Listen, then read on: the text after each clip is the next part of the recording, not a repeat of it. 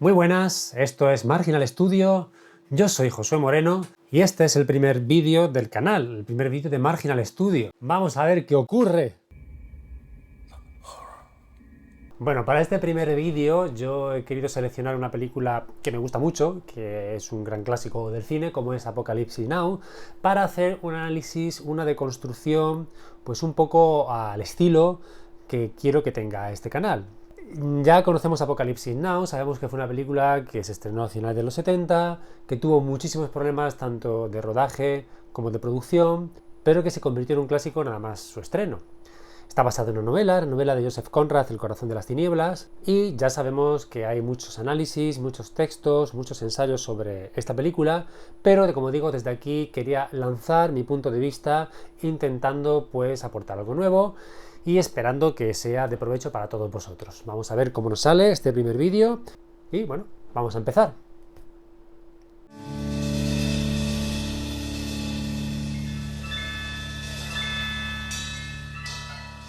En primer lugar, vamos a hacer una pequeña diferenciación entre los dos ámbitos principales en el mundo de la narración, la trama y el tema.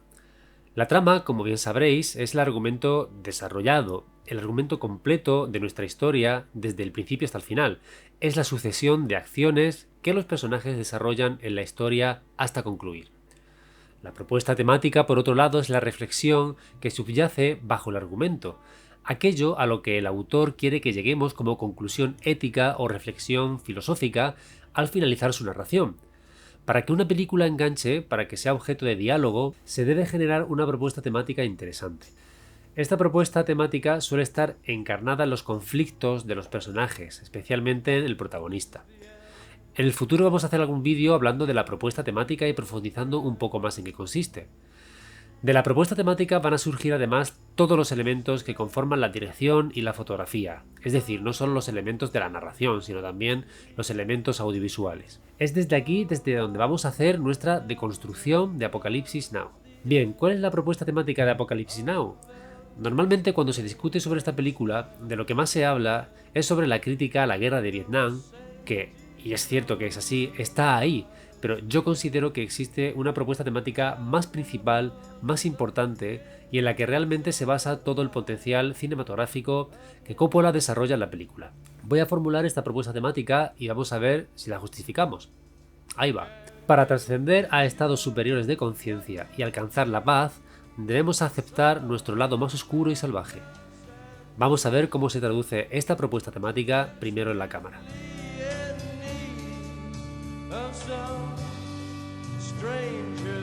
La cámara de Apocalypse Now es una cámara que evoluciona a lo largo de la trama de igual modo que el personaje va evolucionando y va viajando en esta historia.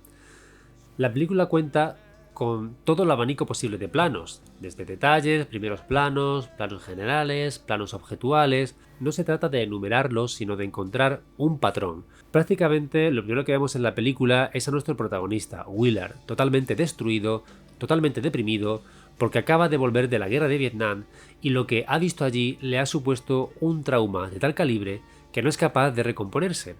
Borracho, pues rompe un espejo y en fin, es un hombre que está completamente hecho polvo. Es interesante ver cómo en la primera parte de la película existen muchos más planos de este personaje recogido desde un punto de vista algo picado o desde un nivel un poco inferior, es decir, un poquito más bajito que el resto de sus compañeros. Esta tendencia de presentar al personaje protagonista en picado tiene que ver con esta falta de poder, con esa debilidad o fragilidad que arrastra desde su regreso de la guerra. Aparece en numerosas ocasiones y a veces de manera muy sutil.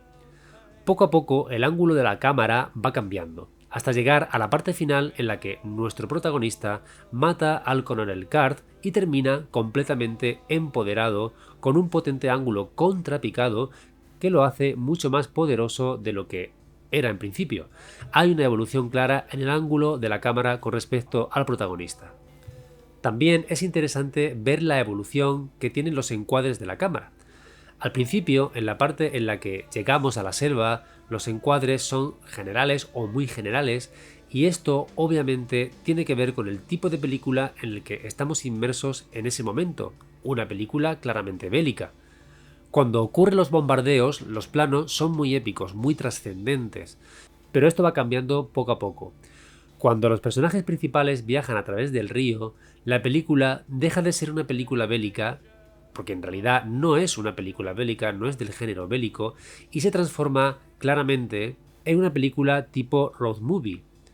Es decir, películas que cuentan un viaje iniciático, normalmente por carretera, aunque en este caso no es por carretera, sino por un río.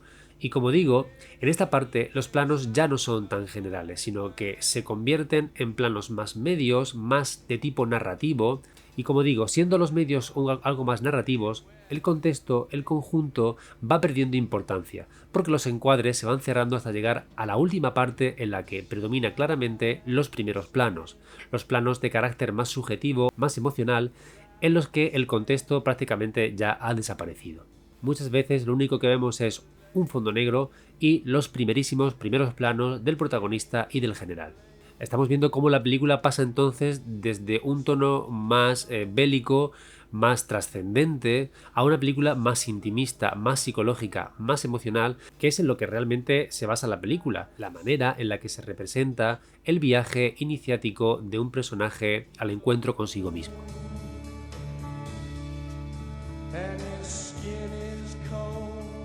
Respecto a la fotografía, existen también cosas muy interesantes, y es que claramente va muy unida con la propuesta temática. Existen varios esquemas de luz. Un primer esquema podría ser un esquema de luz más naturalista, que es toda esa parte en la que, antes de ir a la selva, nuestro protagonista habla con sus superiores. Le dicen que deben matar al coronel Card, y como digo, tenemos un esquema de luz bastante realista, que no destaca especialmente. Esto tiene sentido porque la luz va a ir cambiando hasta hacer un viaje junto con la película y generar pues un esquema completamente pues más simbólico o más metafórico. Cuando nos encontramos en el bombardeo, con la cabalgata de las valquirias incluida, en estos planos generales que hemos visto anteriormente, la luz es un poco más dorada, más cálida. Existe claramente una dominante que tiene mucho que ver con la violencia, con la sangre, y una puesta en escena que recuerda muchísimo al infierno. Coppola es muy dado a recrear escenarios que son lugares comunes, pero que se presentan de una manera bastante realista o naturalista para que se examinen desde una segunda lectura, con un papel algo más activo por parte del espectador. Cuando haces una segunda lectura de esos escenarios, te das cuenta de que es un escenario más prototípico. En este caso es claramente, como digo, el infierno, con esas llamas, con ese humo, con esa temperatura cálida y esa fotografía pues muy contrastada también, muy viva. En realidad estamos en la primera etapa del viaje del protagonista, en el que aún se encuentra dentro de su infierno personal, en el infierno también de la guerra. Al final del viaje, el protagonista está representado de una manera completamente diferente, por un esquema de luces de claroscuros, de luces y sombras, en donde se representa un mundo que ya no es realista, que es parte de la conciencia, de la psicología del personaje, un mundo en el que juega la paz y el caos, lo racional y lo salvaje, la luz y la sombra, que es, pues como decíamos anteriormente, la propuesta temática de esta película. Hemos pasado de un esquema de luces que tiene que ver con el mundo racional o militar y disciplinado a un esquema de luces en la que, como digo, juega un papel importante el horror, lo salvaje, lo irracional y en donde la luz y la sombra juegan un papel muy simbólico. Pero hay otro esquema de luces que es muy curioso, que tiene que ver con unos elementos muy importantes en la trama. Este esquema de luces aparece muy claramente cuando la barca ya llega al lugar en el que se encuentra el coronel Card. La fotografía aquí es una fotografía muy saturada, sobre todo los verdes, dando una sensación de artificialidad o de irrealidad que tiene mucho que ver, como digo, con unos elementos que aparecen en la trama constantemente y que, bueno, pues son las drogas. Esta parte es claramente una alteración de la percepción, concepto que aparece mucho a lo largo de la película, representada, como digo, en diferentes sustancias.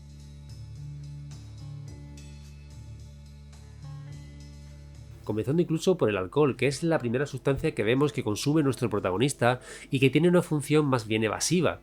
Él aún no es capaz de enfrentarse a sus temores, a sus horrores y por tanto se emborracha. Pero existen otras sustancias como la marihuana, el LSD y el opio que tienen, como digo, una función más de apertura de la percepción. El personaje del Lance simboliza o ejemplifica muy bien toda esta dimensión de las drogas. Este personaje siempre está consumiendo y llega un momento al final de la película que está totalmente mimetizado con el entorno, con la selva, con los indígenas. Es un símbolo muy potente de esta necesidad de apertura espiritual que el protagonista necesita para reconciliarse consigo mismo. De hecho, una escena muy potente que fue cortada en la edición original y que luego se recuperó en la edición del director es la escena en la que el protagonista, Willard, llega al asentamiento francés y conoce a una mujer con la que termina en la cama y fumando opio. Esta escena es muy poderosa y tiene la clave de nuestra propuesta temática. Lo que la mujer le dice en un determinado momento es la propuesta temática de la película.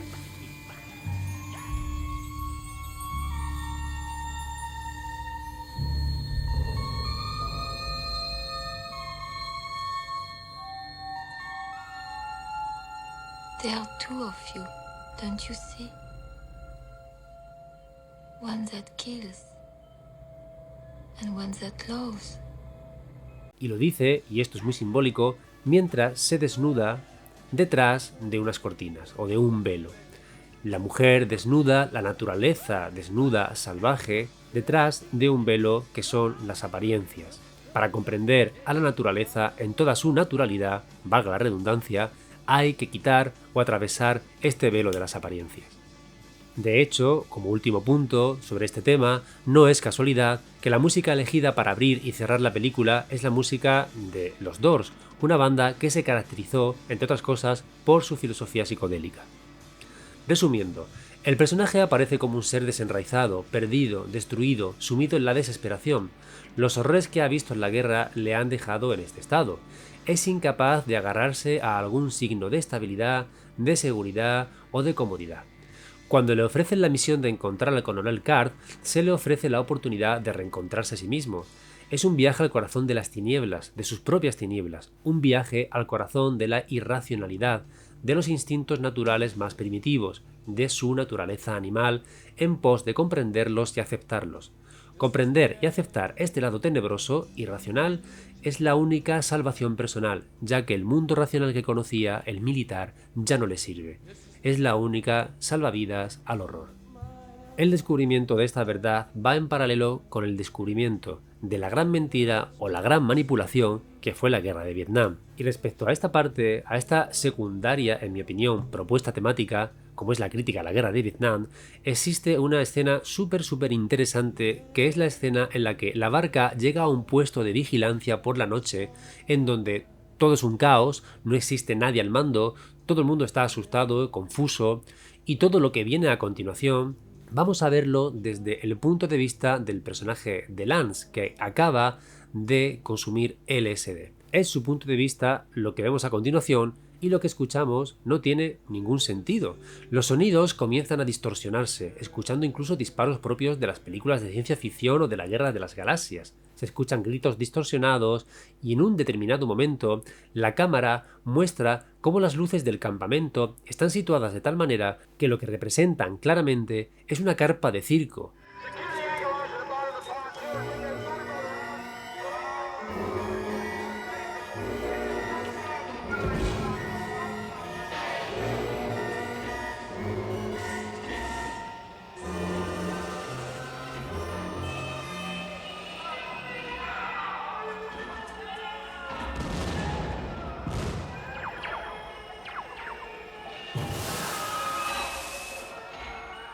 De hecho, la propia música, muy psicodélica, muy distorsionada, recuerda mucho a una música circense o a una música de feria. El circo, la mentira, la manipulación que supuso la guerra de Vietnam se ve de una manera también muy interesante aquí.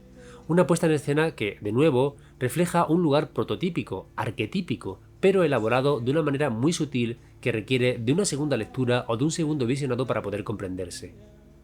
Existen otros muchos más símbolos dentro de la película, por ejemplo el humo constante que aparece y que tiene que ver con esa sensación onírica o de confusión que los protagonistas arrastran durante todo su viaje. El general Card tiene sobre la mesita, entre otros libros, el libro de la rama dorada, que tiene mucho que ver con la propuesta temática y que podéis buscar en Wikipedia si os interesa. Seguro que existen otros muchos símbolos y me encantaría que los compartieseis en los comentarios. En definitiva, Apocalypse Now es una película perturbadora, compleja, alucinógena y fascinante. Una película con múltiples lecturas, siendo la que aquí te dejo simplemente mi visión. Y hasta aquí el análisis de Apocalypse Now. Espero que os haya servido de provecho, que hayáis encontrado algo que no conocierais y que, bueno, en definitiva, hayáis pasado un rato entretenido, que de eso es de lo que se trata. Es posible que haya algún símbolo, alguna interpretación que yo no haya mencionado, que sea interesante. Si es así, déjalo en los comentarios. Me encantaría aprender más sobre esta película. Y si te ha gustado el vídeo, te invito a que te suscribas y vendrán más análisis, más deconstrucciones. Espero que este primer vídeo del canal os haya gustado. Nada más, yo soy Josué Moreno, esto es Marginal Studio, así que hasta pronto.